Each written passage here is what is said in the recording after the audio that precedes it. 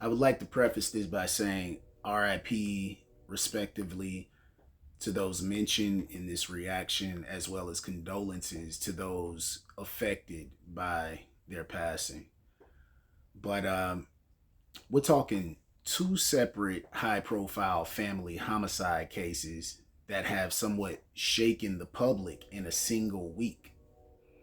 According to recent reporting, Grammy nominated opera singer Jubilant Sykes was found stabbed to death in his home, with his 31-year-old son arrested as the primary suspect. Now, exactly 1 week later, legendary and beloved actor and director Rob Reiner and his wife were both found stabbed to death in their home. And their 32-year-old son was taken into custody in connection with that case. This is very unfortunate, but please let that sink in. See, different families, different cities, same method of death, same alleged relationship between victim and suspect, and nearly the same timing. It's wild.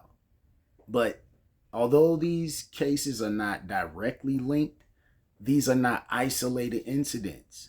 See, they land in the middle of a disturbing trend in 2025, especially in December, where cases of parricide and filicide, children killing parents and parents killing children, it's it's surged across the country. And don't get it twisted. This isn't random chaos. It's patterned breakdown. And on a side note, the ages of the two sons are 31 and 32. Add that up to 63. Reduce that number and you get 9. See, whether you view numbers symbolically or not, moments like this make people stop and ask deeper questions. And I suppose that's exactly where part two of this reaction comes in. Yeah. So, in part two of this reaction, I'd like to get into the spiritual and moral reality of these situations, of this tragedy. And these are strictly my personal perspectives and opinions. But scripture warned us about times like this. Yahweh Shai, who the world commonly knows as Jesus, said plainly that a day would come when children rise up against parents and households would be divided against themselves. As it is written in Matthew chapter 10, verse 21, Matthew chapter 10, 35 through 36, and Luke chapter 12, verse 53. The Apostle Paul went further, describing the last days as perilous times, marked by people being lovers of self, without natural affection, unthankful, unholy, as it is written in 2 Timothy chapter 3, verses 1 through 9. See, that phrase, without natural affection, matters.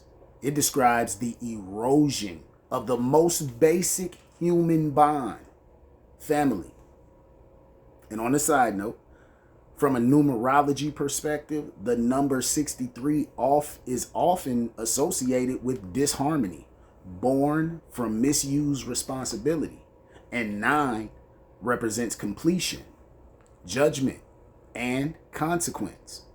Not destiny, but reckoning.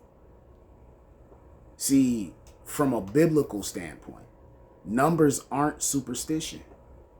They're patterns. 9 frequently appears in scripture in connection with finality, judgment, and harvest. What's been planted, finally coming due. And I mean no disrespect. And I understand that that is the uncomfortable truth. But what we're seeing isn't just crime.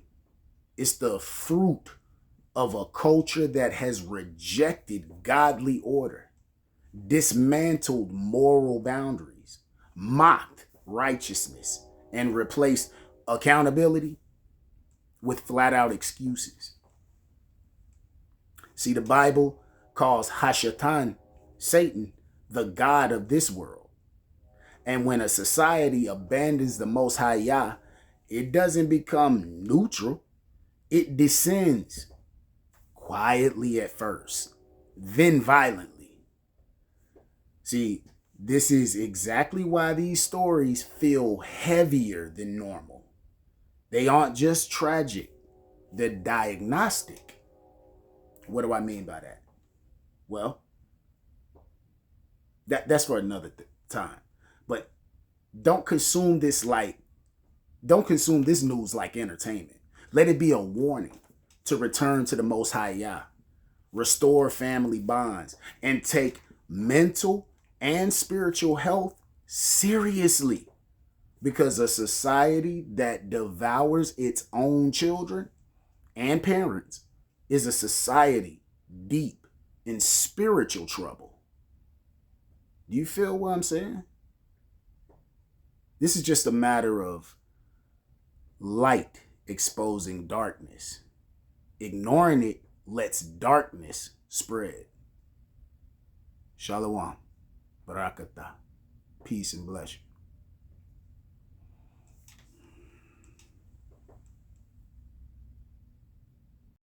That caused a major shutdown on the interstate today.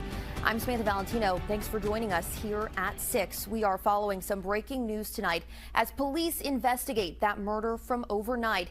It happened here at a home in Berea. The coroner identified the victim as 77-year-old Margie Berry. Police tell us the suspect, Kevin Berry, is her son. At around 11:30 this morning, Williamsburg police say they attempted to pull Berry over on I-75 here near exit 11. He was later found dead inside his car. The Willie County coroner tells us Berry died from a self-inflicted gunshot wound. The Laurel County Sheriff's Office confirms Berry is a former deputy, and he left the sheriff's office for another career back in 2020.